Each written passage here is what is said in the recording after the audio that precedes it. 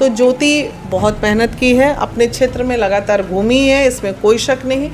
ज्योति को चुनाव जीतना भी चाहिए और ज्योति को कोई भी पार्टी टिकट दे भी दे तो पार्टी को कोई नुकसान नहीं होना है इससे। नाम तो पवन सिंह का होना ही है, पवन सिंह की पत्नी ही कहलाएगी, थोड़ी अमित सुमित और किसी की पत्नी कहलाएगी, पवन सिंह की पत्नी कहलाएगी। पवन सिंह जो है मूडियल है थोड़ा, अब वो कब कहाँ क्या कर देंगे ये चीज़ कहना बड़ा मुश्किल है। वो अपने ही चीज़ों में ज़्यादा व्यस्त रहते हैं। फिर जब मैं मुंबई गई और पवन सिंह की बातों को सुना तो फिर मुझे ज्योति में भी थोड़ी कमी नज़र आई। नमस्कार, आप देख रहे हैं दी पब्लिक स्टोरीज़। आज मेरी मौजूदगी जो है वो पटना में है, बिहार की राजधानी पटना में है। और पटना में इसमें आप लोग को जैसा पता होगा कि जो विधानसभा का चुनाव जो है चरम स्तर पर हो गया है और लगातार जो है आप इंटरव्यू के माध्यम से देख पा रहे होंगे कि पूरे बिहार में जो है इसमें माहौल गर्म है और चुनावी चक्का चल चुका है। बगल में फ्रेम में जो है जो चेहरा है उनको पहचान रहे होंगे आप अच्छे से, जिनका नाम जो है वीना मानवी है और महिला विकास मंच की जो है अध्यक्ष हैं, यानी यूँ कहें तो महिला विकास मंच जो है इन्हीं के माध्यम से चलता है।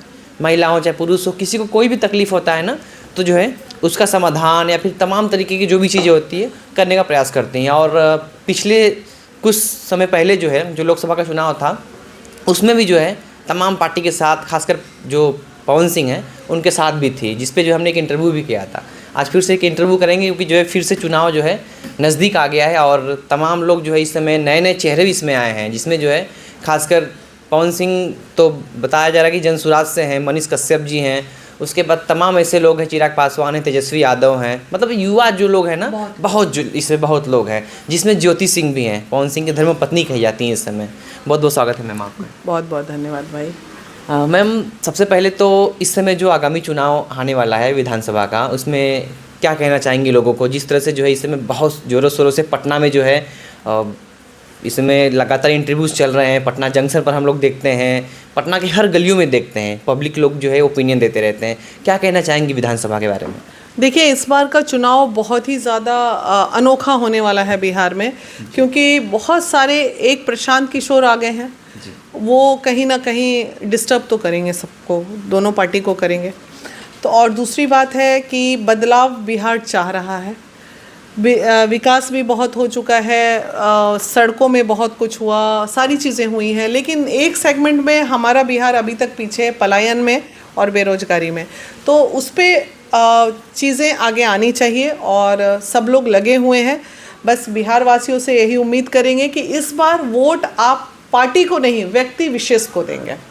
व्यक्ति विशेष ही काम करता है, पार्टी तो चल ही रही है, सारी पार्टियां चल रही हैं, इसमें कोई शक नहीं है। एक जो आपने बात किया प्रशांत किशोर जी का, नया पार्टी चला हुआ है इनका जनसुराज, तो जनसुराज को लेकर क्या सोचते हैं आप? जो जनसुराज पार्टी बनी हुई है जिसमें तमाम जो नेताजी के साथ साथ जो है युवा भी शामिल हो रहे हैं, तो जनसुराज को लेकर किस तरह से आप देखते हैं? क्या जनसुराज वास्तव में अगर बिहार में अगर जनसुराज का अगर सरकार आती है तो वास्तव में बिहार बदलेगा या फिर जैसे चल रहा है वैसे ही चलता रहेगा? देखिए, जनसुराज की बातें ना थोड़ा कन्फ्यूजनेबल लग रही है। मतलब कभी लगता है कि कुछ अच्छा बदलाव होगा और कभी दूसरे ही इंटरव्यू को देख के लगता है कि हो टाइम फिक्स भी हो जाएगा।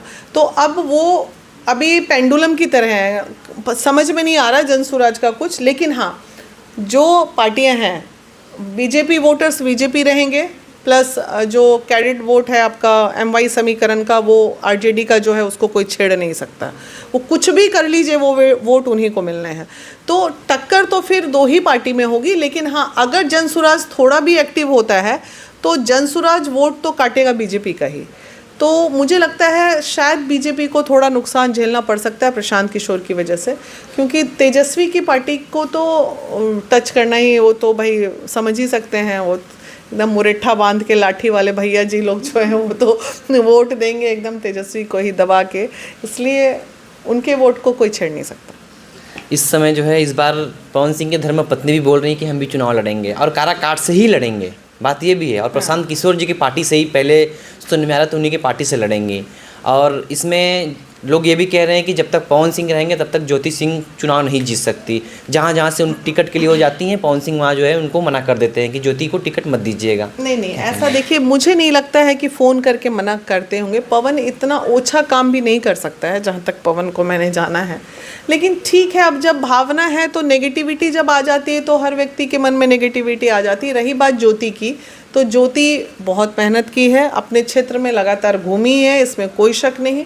ज्योति को चुनाव जीतना भी चाहिए, और ज्योति को कोई भी पार्टी टिकट दे तो पार्टी को कोई नुकसान नहीं होना है इससे, इसलिए किसी भी पार्टी को टिकट दे देना चाहिए ज्योति को। हालांकि दोनों लोग के रिश्ते जो है पिछले जो लोकसभा चुनाव में अच्छे हुए थे। ज्योति सिंह पवन सिंह के लिए लड़ी भी थी। हाँ। मैंने खुद पर्सनल देखा था, जो है अपने गाड़ी से जाके जो है जनता के बीच में, जो ग्रामीण लोग थे उनके बीच में जाकर जो है वोट के लिए हाथ जोड़ना, वोट मांगना, मतलब वोट मांगना पति के लिए। मेहनत का ना नतीजा है जो आज वो समाज के बीच में है। मेहनत किया, ठीक है, अपने पति के लिए किया तो ठीक है, पति जीते या पत्नी जीते क्या फ़र्क पड़ता है, दोनों में कोई भी जीतेगा तो नाम तो पवन सिंह का होना ही है।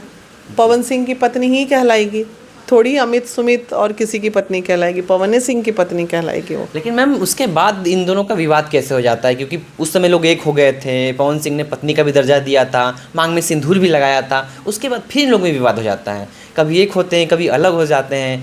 प्रॉब्लम बिहार के लोगों को होती है, प्रॉब्लम जो है आपको भी होती है, क्योंकि आपसे भी बार बार सवाल किया जाता है इन लोगों को। जब भी कोई विवाद चरम सीमा पे होती तो सबसे बड़ी प्रॉब्लम ये होती है कि आप लोग एकदम माइक लेके सबसे पहले मेरे ही पास पहुंच जाते हैं।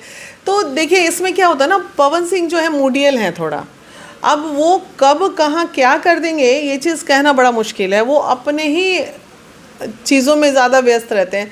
अब मन में फिर कुछ विवाद हुआ होगा लखनऊ में दोनों के बीच में, फिर दोनों अलग हो गए होंगे, फिर एक हो जाएंगे, फिर अलग हो जाएंगे, ये चलता रहेगा ये लोगों में। नहीं, आपसे इसलिए पूछ रहे हैं क्योंकि कभी आप पवन सिंह के सपोर्ट में थी तो मतलब कहती थी कि जो है नहीं पवन सिंह सही है, जनता के लिए सब करेंगे, एक अच्छा पति भी आपने बोला था उनको।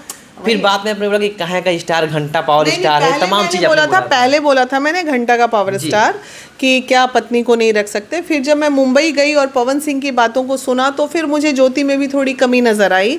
तो आदमी एक पक्ष सुनता है, फिर दूसरी पक्ष सुनता है, फिर दोनों पक्ष को समाज के बीच में रखता है। तो काउंसलिंग का मतलब क्या होता है, यही होता है ना कि एक तरफा ही सिर्फ सुनना है और एक तरफा ही बताना है। तो आज भी मैं दोनों पक्ष के लिए बोल रही हूँ, जहाँ पे जिनकी कमी है वो मैं बता रही हूँ। तो अब क्या किया जा सकता है बताइए। ये लोग तो अब सोशल मीडिया पति पत्नी हो गए ना, ये लोग अब आम पति पत्नी नहीं है, इंटरनेशनल पति पत्नी हैं दोनों।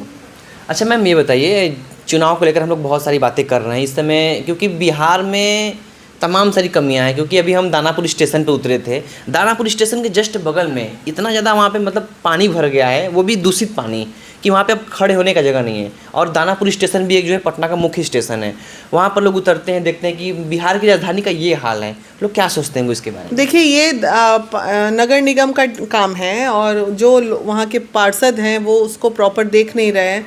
रीतलाल यादव जी के हाथ में दानापुर था तो वो स्थिति ऐसे भी खराबी होनी थी। तो अब तो रीतलाल और उनका पूरा परिवार अभी जेल में ही है, तो फिर काम वहाँ पे थोड़ा ठप पड़ा होगा। लेकिन ये सब पानी, नाला, रोड, ये तो वहाँ के पार्षद का काम है, क्षेत्र वाइज अलग। तो ये कहीं ना कहीं लापरवाही है, तो चीज़ें तो बर्बाद होती ही हैं। और अभी चारों तरफ नमामि गंगा ये वो जो काम चल रहा है, तो पूरा पटना डूब जाता है थोड़े से बारिश में। तो ये सब तो कॉमन है। ये तो जब देख ही रहे हैं, पंजाब से लेके दिल्ली डूबा है, तो बिहार तो भाई ऐसे भी गरीब राज्य कहलाता है, बेचारा डूब ही गया। क्यों तो गरीब राज्य कहलाता है? क्योंकि यहीं पर सबसे ज़्यादा टैलेंट है। हमने सबसे ज़्यादा ISP से सही से दिया है। देते हैं, लेकिन हम आज भी सबसे ज़्यादा मजदूर भी हमारे ही यहाँ से हैं। और अपने यहाँ काम भी तो नहीं मिलता है। आज अगर बिहार के मजदूर बाहर जाना बंद कर देना तो सारा राज्य में त्राहिमाम हो जाएगा। सब बाप बाप करके मरेंगे कि बाप रे, हाय बाप, अब तो मजदूरें नहीं आ रहा है बिहार से। तो वही तो अब करना है कि अपने राज्य को स्ट्रांग बनाना है और बाकी के राज्यों को कमज़ोर बनाना है, क्योंकि हमारे मजदूर की वजह से बाकी के राज्यों का जय जय होता है। अभी बिहार से जस्ट बगल में यूपी है, जहाँ से हम लोग भी आते हैं। उत्तर प्रदेश इतना डेवलप हो गया है, वहाँ की सड़कें देख लीजिए, वहाँ पे काम भी मिलने लगा है आप लोगों को। उत्तर प्रदेश के लोग भी प्लान करते थे, आज नहीं कर रहे हैं। उत्तर प्रदेश की सड़कों से ज़्यादा अच्छा हमारा बिहार का सड़क है। जो सही है सो सही है। आपका अभी भी चले जाइए उत्तर प्रदेश में, सड़कें हाईवे छोड़ के बनारस के बीच गली में चले जाइए या मुगल सराय चले जाइए, सारा सड़क मुगल सराय का रास्ता तो बन गया है। ठीक है, आएंगे तो देखेंगे। हमारी भी सड़कें बहुत अच्छी हैं बिहार की। आप किसको प्रॉपर सपोर्ट कर रही हैं बिहार चुनाव में इस बार विधानसभा के? मैं किसको कर रही हूँ सपोर्ट? मैं हर निर्दलीय कैंडिडेट को सपोर्ट करूँगी। जो पार्टी से उसको नहीं, एक पार्टी को करेंगे दूसरा पार्टी नाराज़ हो जाएगा, इसलिए निर्दलीय को करेंगे। और आपके हिसाब से मुख्यमंत्री कौन बनना चाहिए इस बार, मतलब 2025 में? कोई भी युवा। चिराग पासवान भी हो सकते हैं, बिल्कुल तेजस्वी भी हो सकते हैं, बिल्कुल हो सकते हैं। कोई भी युवा नहीं, बस चिराग पासवान या तेजस्वी में कोई। हाँ, कोई एक। हाँ। चलिए, अच्छा, शेयर कीजिए इस इंटरव्यू को, और आपको कैसा लगता है वीडियो, अगर कमेंट बॉक्स में ज़रूर बताइएगा। बहुत बहुत धन्यवाद, शुक्रिया।